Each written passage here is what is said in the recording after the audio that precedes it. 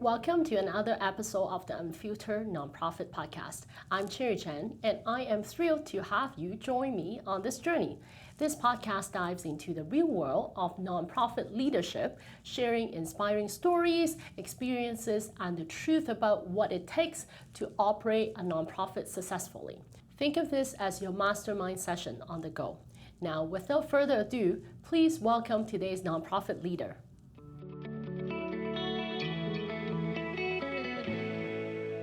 Hi everyone, welcome to another episode of Unfiltered Nonprofit.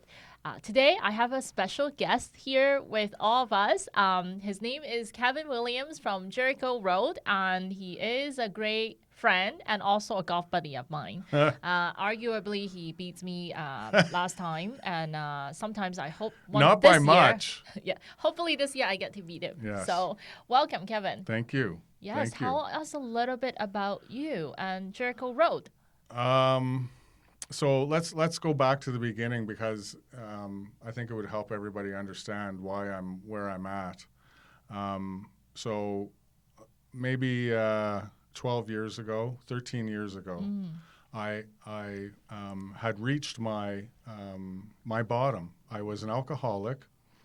I had been an alcoholic my whole life. I started drinking at a very young age, and it just progressed, and I got to the point where I couldn't function anymore with alcohol, and I couldn't function without alcohol. And it was a horrible place to be. I had my wife had kicked me out of the house, and power to her, she should have, and it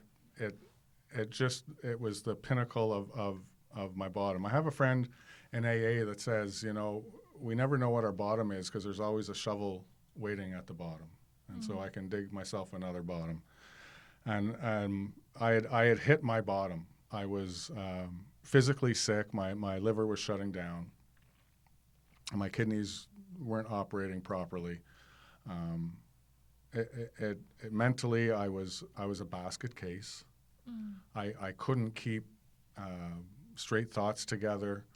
I was delusional. It was just a horrible place to be. Spiritually, I was bankrupt. And so I remember sitting there one day and I wasn't working. I was off work, sick, and I consumed about a 26er of vodka and I didn't feel anything from it. Wow. And I got to that point where I had said to myself, if this is what life is, like if this is what my life is turning out to be, and this is what life is to be in this world, I don't want any part of it. I'm done. I'm emotionally bankrupt. I'm spiritually empty. I'm physically dying. So what's the point? So you wanted to... I wanted to kill myself. And so I had taken a bunch of pills that I had gotten from my doctor because I had went and saw my doctor and said things are going really horrible, and it's an inside joke in recovery. We always lie to our doctors, right? And I remember her saying, "Well, how much are you drinking?" And I didn't even tell her I was drinking. She knew. And I said, "Oh, maybe a couple of beers a day, maybe a little more on the weekend," and just a fabricated lie. Yeah. And she had given me some antidepressants, and so I had these antidepressants, and I took them all, and I swigged them back, and I lay down on my bed, and I turned my head, and there was a picture of my son on my nightside table. And I thought, what am I doing? What am I doing? It was like that moment of clarity. And luckily I was able to call 911, and they came in and took me to the psych ward, and I detoxed there for a few days and then left, and I started to go to 12-step meetings, but I wasn't doing it for the right reasons. I was doing it just because I wanted to save my buns, And I would go 5 minutes late and leave 5 minutes early, so I didn't have to talk to anyone. And I picked up a copy of the big book of Alcoholics Anonymous, and I had read it, but I didn't really understand it. and I managed to hold it together for about 3 months, and then I relapsed and I started drinking again. Oh no. And things got progressively worse because this is a progressive illness.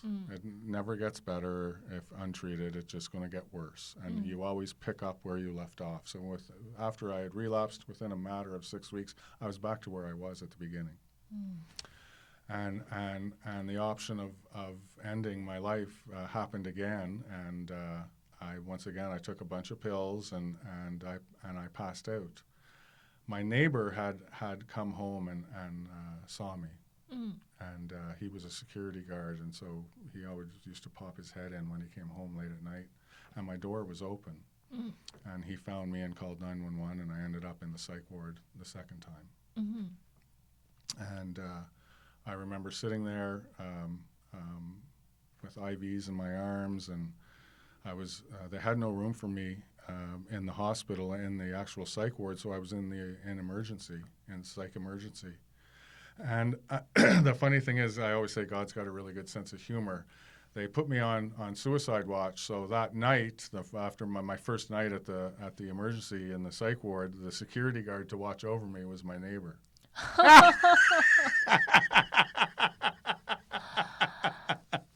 Anyways, I was there for 3 days, and they had to release me because they didn't have room.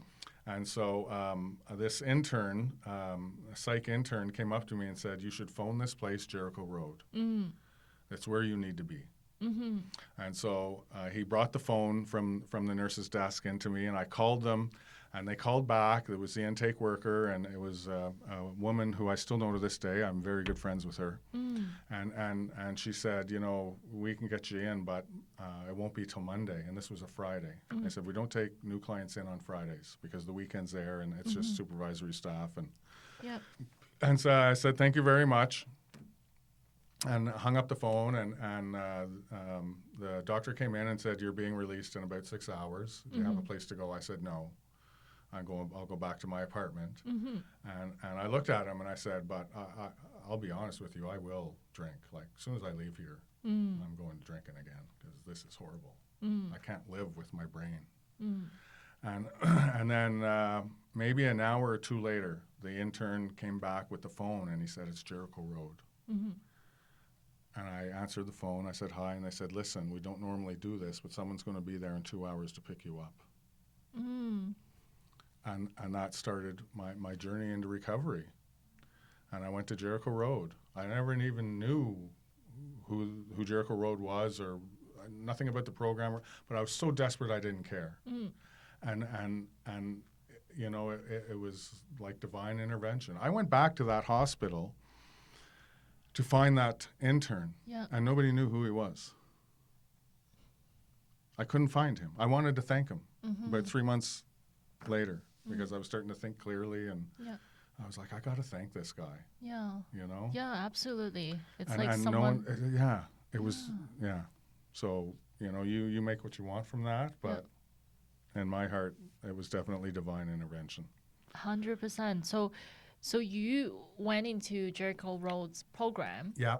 For their how long? 9-month program, and then they had second stage living afterwards. And I went into second stage. I got my 1-year medallion. They taught me everything I needed to know about this disease. I didn't know anything.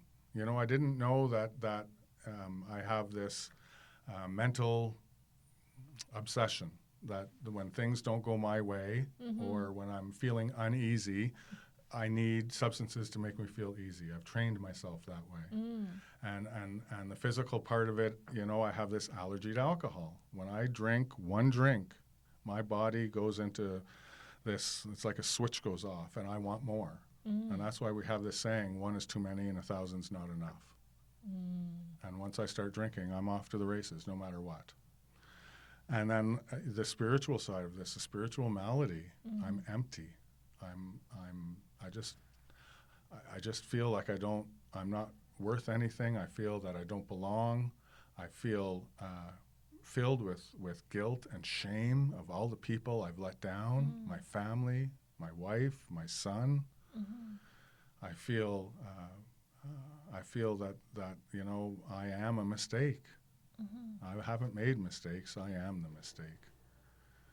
And they they you know, taught me about my disease and taught me that I need to be in recovery, and I started going to 12-step meetings, and I got a sponsor and who helped me understand the 12-step process, and yeah, it was just a wonderful experience. I mean, it wasn't sunshine and lollipops and rainbows that never stop, but you know, there were highs and lows, but I was given the tools and the support to help me through those lows. Yeah.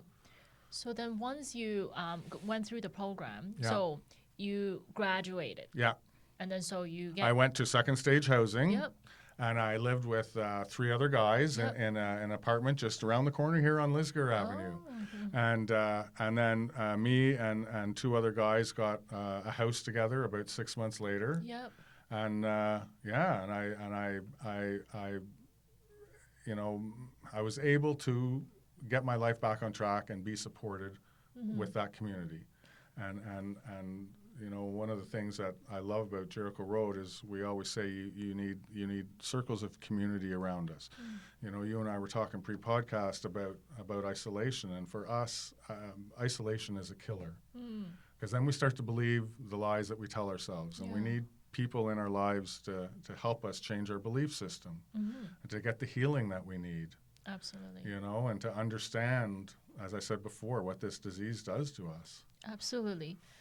I love this story so much, and but I have to link it back to Jericho Road and your executive director position of running the organization. So you know, when I left Jericho Road to go live with my 2 buddies, I had said to the executive director at that time, if you ever need any help, let me know. Because a part of our 12-step work is service work, being of service to others. It helps us stay out of our own head and gives us a sense that we're giving back to the community, to each other. And so I had just flippantly, nonchalantly said, if you ever need anything, let me know. And a few months later, I got a phone call from the executive director, and she said, we need some help. Would you be willing to come and work part-time? And I was like, okay. You know, I did say I would, and my 12-step program says that I have to do what I say and say what I do. So I went and started working there part-time, just as maintenance and groceries and all the odd jobs that they need somebody to do. And then I took over as the supervisor of the houses, of all the houses. And then about 5 years later, the director of addiction services was leaving, and he was going on to some stuff that had been on his heart to do. He started a church and a social enterprise, and so they had a vacancy, and they asked me if I would be willing to step in, because I had all the knowledge, I had all the information to do that job, and I was very passionate about recovery because I had seen so many people turn their lives around, and on the other side, I had seen so many people die, and I knew, you know, that being in recovery is very important, and so I had said no. I said no. I'm not doing it. I don't need that headache. I don't need that headache. That's, you know. And a good friend of mine, a spiritual mentor of mine, had come up to me and he said, I don't think you're listening to God. I think you're listening to yourself. And you got to reconsider this proposition that they had given you. And of course he was right. And a week later, I phoned them back up and said, okay, I'll take the position from the position that I'm doing. And then I did that for 5 years, and then the executive director, who was the executive director when I came into the program, was retiring. And the board of directors said, there's no one else to do this job except for you. But this time I said yes, because I agreed with them. So that's how I became the executive director. And That's a beautiful story. Yeah. It's been quite the ride. Yeah. You know? So if you had asked me 10 years ago yeah. that I'd be doing this job, I would have said you have rocks in your head. Who wants this? You know? Yeah, yeah. But the successes are what keep me going. To see someone on the verge of death turn their life around, get back their family, get back their relationships, start being productive member of society, being grateful and wanting to add to this world and not just take from it. You can't put a price on that. Oh, absolutely. It's like the MasterCard commercial. Yeah. It's priceless. Yes. You can't put a price on that. Yes.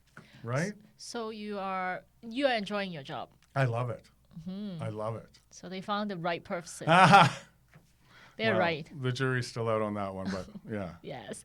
So now, like my understanding, I'm the new girl on the street. Yeah.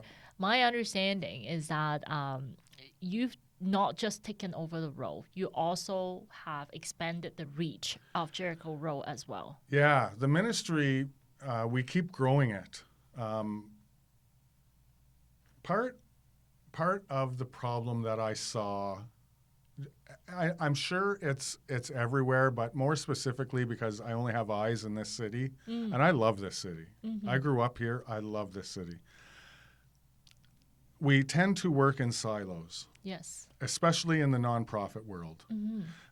Excuse me. Because we have, there's reasons. We're so busy doing what we're doing and juggling so many balls that it's hard for us to look on the outside.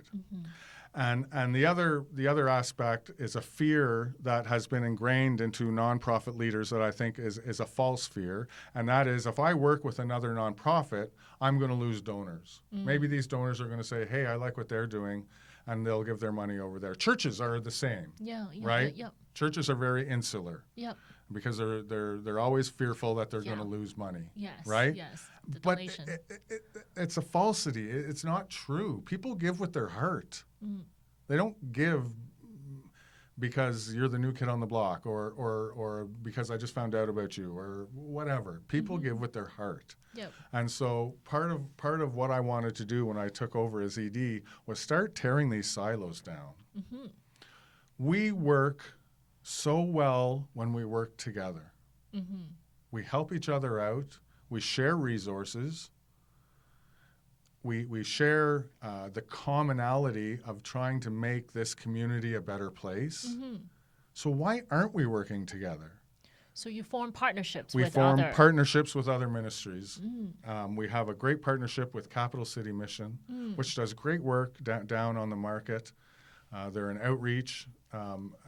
Kelty Davidson's the executive director, and her team, they're such a blessing to people who are facing housing insecurity and hunger and all kinds of stuff.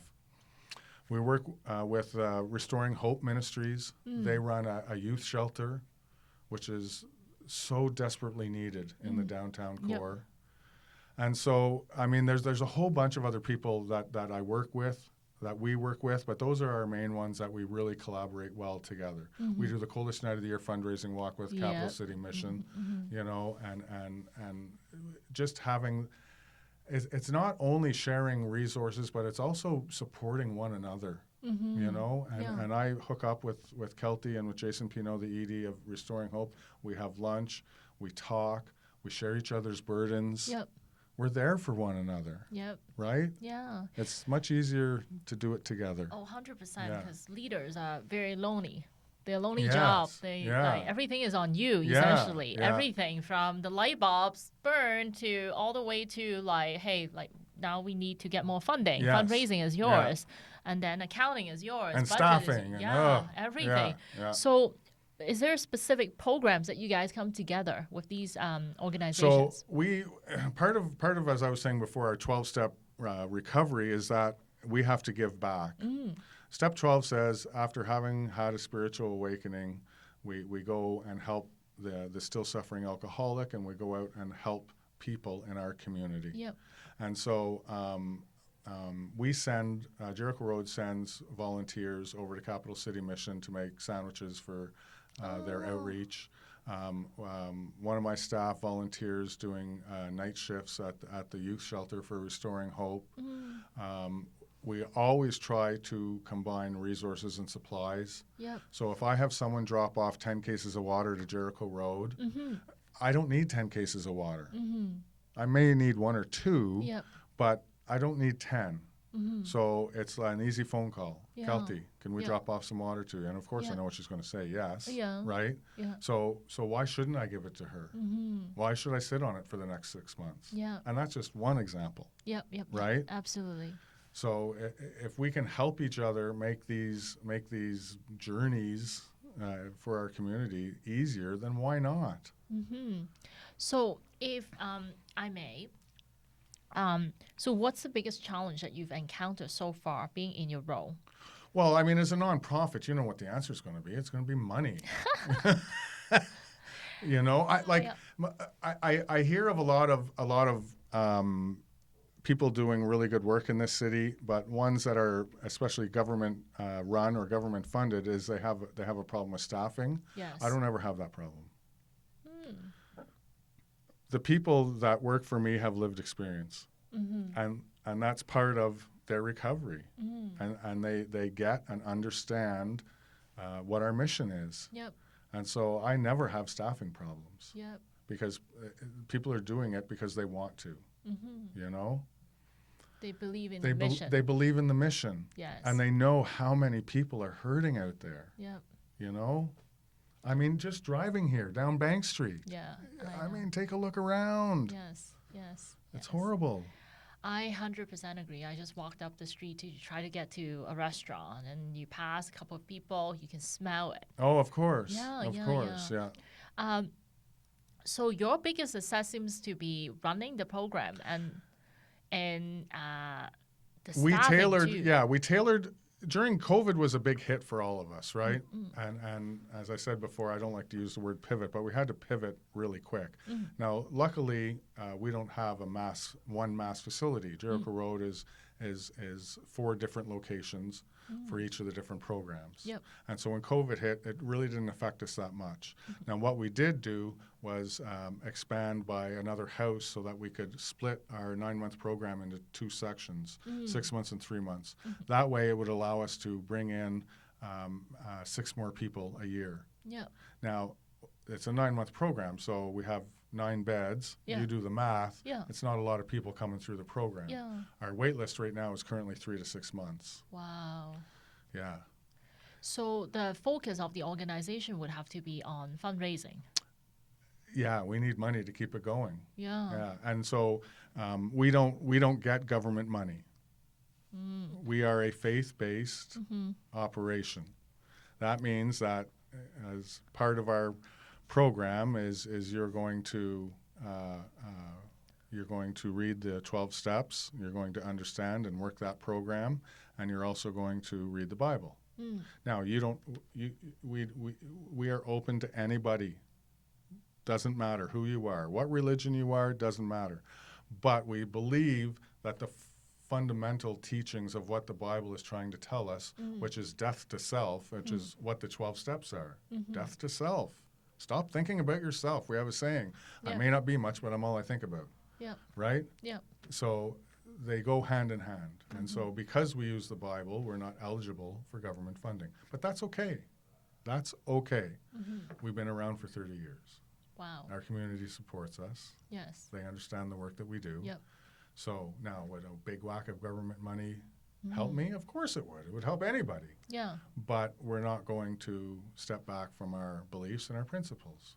And we've had a lot of different people come through our program. I've people who are agnostic, who are atheists. Doesn't matter. As long as you believe in a power greater than yourself. And one day, hopefully, you'll understand that power is God, as you choose to understand him.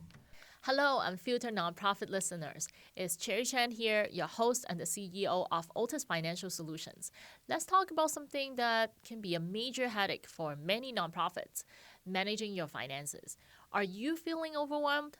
by budgeting, financial reports, or keeping up with compliance, you're not alone. Many nonprofit leaders struggle with these issues too, but you don't have to. At Otis Financial Solutions, we specialize in making financial management easy for nonprofit leaders and associations leaders. For over 18 years, we've been turning financial stress into peace of mind.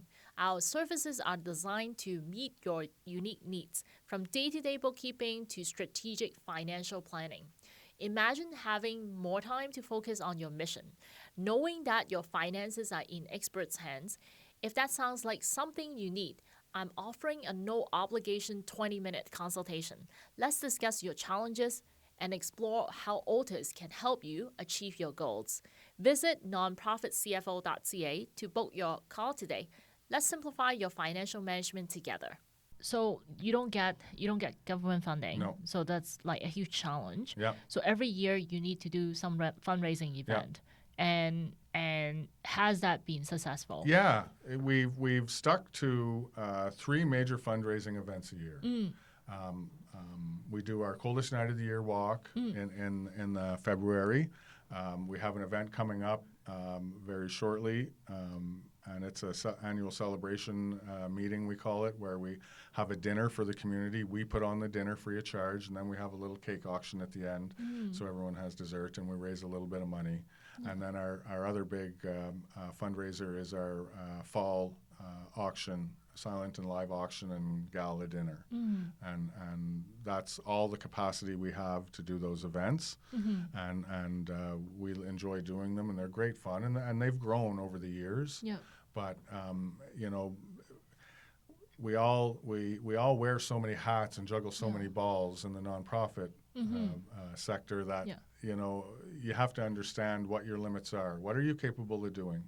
What are you capable of doing? And what do you do well? Right? So you learn through this process what's the best use of your time. That's right. Yeah. That's right. And it was the same with Jericho Road's mission and vision. We had reworked our mission and vision about 5 years ago, and we realized the same principle applies. What do we do really well? And that's what we need to focus on. Yep. And because sometimes as nonprofits, we get spread too thin. Yeah. You know, and there's a need here, and so let's try to help with that need, and there's a need over here, let's try to help with that need. And so your focus is taken away from what you do really well, and your mission of helping the people that need the help that you want to give them and that they want. And so when you start, when you take the blinders off, you spread yourself too thin. And we can't do that. You know, we have a limited resource and a limited focus, and so we got to stick to what we do really well and do it. Same goes with the fundraising. Yes. What do we do really well? And stick to that and try not to get too sidetracked. Yeah.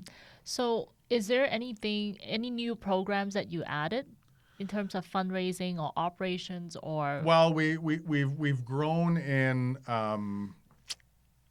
trying to manage the fundraising and donor relation aspect. We took on a CRM, and I'll give a shout out to Keela, which is a Canadian company, and we took on their services and their database and started filling it up and using it, because before it was just spreadsheets. And I thought we were the only one, but the more nonprofit people I talked to, I realized there's still a lot of us stuck in the spreadsheet era. You know, yes. multiple spreadsheets, and it's so confusing. And so the big thing in the nonprofit, especially for us at Jericho, was realizing that we had to understand that we needed to spend some money to make our life easier, so we could make more money. And we always operate on such narrow margins that to step out of our comfort zone and spend money that we probably don't have is a very difficult decision. Yes. Right? Yes. And you know, we just said we're going to rely on God for this one, and we're going to make a step of faith, and we're going to do that. And how much was the cost? Oh, that would be. I think it's about close to $3,000 a year just for the CRM. Yeah. And your team is using it. Oh, all of us use it. So we use what's it the for benefit? everything. So the donor, you have donor record. Yeah. Interaction with them. Emails, phone calls, everything. If they make a donation, we for someone who's making, a significant donation, it automatically pops up on my Keela, says you got to send them a thank you. It tracks everything, tracks every event they go to. Because everything, wow. So we're having our annual celebration meeting, and so you sign up online because we're providing a dinner. We need to know how many guests are coming. So as soon as they sign up online, then a tag gets put into their profile that they went to the ACM in 2024. Oh, okay. It just simplifies everything. Yeah. Even our intake process is done through it for our clients. Oh, really? Yes. So there's a segment of your yes, list. You can do all segments that you want. There's so much more to it. John, my communications star, could explain it a lot better, but it's wonderful, and we should have done it years ago, right? But we took that step of faith, and it's proven to be invaluable. Invaluable. So when you do the $3,000 commitment to it, there must be implementation and change happen, and it's. We did it all. You did it all by yourself. We imported all our Excel sheets into it. Mm-hmm. John figured it out. Probably would have taken me a week, but he did it in a couple of days. Mm-hmm. And then once you start using it, you start building it with the information. Yep. Right. Yep. So what are the steps that you do to touch the donors more, so then you can ensure that consistency in terms of donation? Yeah. So all our email communications are put through it. Mm-hmm. All our newsletters are put through it. Yeah. So we can tell who's opening what and who's not opening, and success and all that statistical stuff for electronic mail. Yeah. But more so, it's the personal interaction. So, for instance, someone could make a donation, a year-end donation, and it will pop up on my personal screen. Yep. And so then I can look into their history. Yep. I sent them a thank you 6 months ago. Maybe I should send them another one. Yeah. Or if I know the person, I'll just pick up the phone and call them, right? Yeah. And then you put that in, and it tracks it, and it's marvelous. It's marvelous. Mm-hmm. Now that we're using it, I'm like, what were we doing before? This is silly, So have you seen an increase in donation? Yes. Because of that? Wow, like you're just instantaneous. Wow. Because it allows me to make that personal contact with our donors. Doing it by spreadsheet before was. Yeah, it's not sustainable. It's not sustainable. Yeah, right? It's just chaos. It's mass chaos. Yes. Yes. Yeah. So definitely, and not only that, but it's also lightened the load for my staff. Right? Yep. It's made us more efficient. Yeah. Just in that one area. Yeah. Let alone all the other touch points. Yeah, absolutely. So that's very interesting. But how are you using this system for your program, and what's the target for Jericho Road? I'm asking every single question that pop up in my head. I'm sorry. What's the target for Jericho Road in the next year, or like how many people are you looking to serve to put through the program? Oh, that's a tough one. Due to the nature of addictions, we could have someone come into our program and they're not ready, at that time in their life. And addictions are very hard because I believe the delusion that I'm living in. Mm-hmm. And a lot of us who have been dealing in recovery for a while, we know it because we went through it and we see it. Mm-hmm. And, I could be 3 months sober and say, you know what, I'm feeling great. Yeah. Yeah, my brain is cleared up, and I need to go back to work and get back everything that I've lost. Mm-hmm. And what we end up doing is wrapping our recovery around our life instead of our life around our recovery. Mm. And soon as I start switching things up, then I'm slowly drifting away from the program. Huh. Life takes over. Yeah. And instead of, going to my home group every week, something comes up, I got to work late, or my family needs me, and da-da-da. And so my recovery starts slipping. Yeah. We get off the spiritual beam. And then when that happens, then that stinking thinking comes back. And then when I have rough moments in my life, I have this obsession that says, you know what? Life sucks right now. You know what would make it feel better? Drinking. A drink. So it's a true commitment for of the course. program. Then Of course. It's that 9 months that you have to stay. Yeah. Full 9 months to get the full recovery. Recovery is a long-term game. These 30-day programs you see, the for-profit centers come in for 30 days. Well, I'll let you in on something. 30-day programs are not sustainable. They don't help people. There's no efficacy proven to them. They're spin wash cycles. I go somewhere, I go for 30 days, I clear up my head, and then I leave. I have no community. Yeah. I haven't been going to meetings. I don't have a sponsor. I don't. I'm thrown right back into what I know. Yeah. And the 30-day program is actually a model from the insurance companies in the States because that's what they would pay for. So we pride ourselves at Jericho Road that I don't care what your economic situation is. Yeah. If you want help, you want it, let's go. Yeah. Right now. Unless there's a waiting list. But let's go. Yep. There's a waiting list though. So that's fantastic. So I learned a bunch of stuff from you, including obviously prioritize, and you guys are very mission driven. Yeah. And it's awesome that you don't have staff problem because you're very mission driven. Yeah. Yeah, that communication and like part of the program of giving back is amazing. And having staff with lived experience is I mean it's one of the highlights for me because I know they're doing it because they want to. Now, that doesn't mean that we don't pay them what they're worth. Yeah. Right? Yeah. So that's another initiative we took over about 4 years ago was paying a living wage to all our staff. And so a living wage in Ontario right now is about $21, depending what city you're in. But I think for Ottawa, it's $21.30 an hour. So that's a living wage. Yeah, that's what they need to be paid. Yep. You don't have issues with like virtual work, hybrid work, and work from home? No. I went to work all through COVID. So we had, as I said, each house was its own individual bubble. Yep. So we were allowed to do that, and we couldn't shut it down. Yeah. Good golly. Yeah.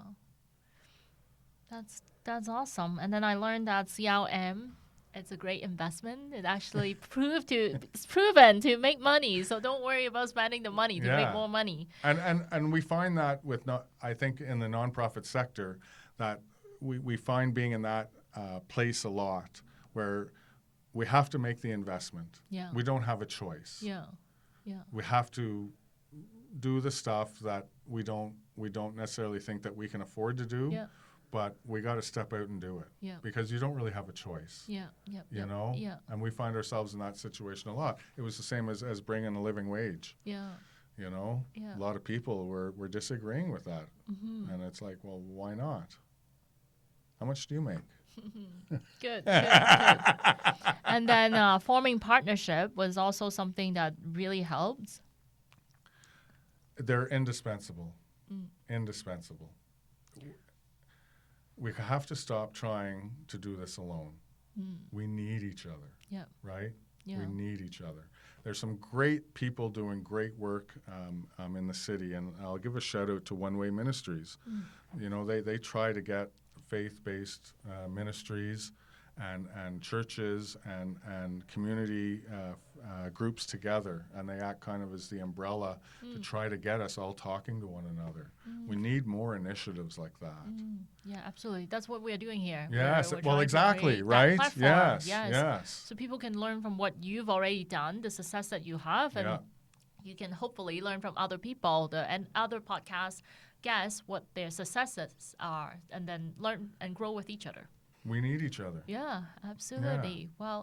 Well, this has been an amazing podcast. Thank you so much, Kevin, for coming on. Anytime. Yes, thank you. As we wrap up, I want to share a bit more about what we do at Otis Financial Solutions. For the past 18 years, Otis Financial Solutions has been dedicated to enhancing the financial management and strategic planning capabilities of hundreds of associations and nonprofits across Canada. Our extensive experience has enabled us to deliver tailored financial solutions that drive growth and enhance sustainability for nonprofits and associations. If you are interested in learning more about how Otis Financial Solutions can support your organization, I would love to offer you a no-obligation 20-minute call. Let's discuss your unique challenges and explore how we would be able to help you achieve your goals.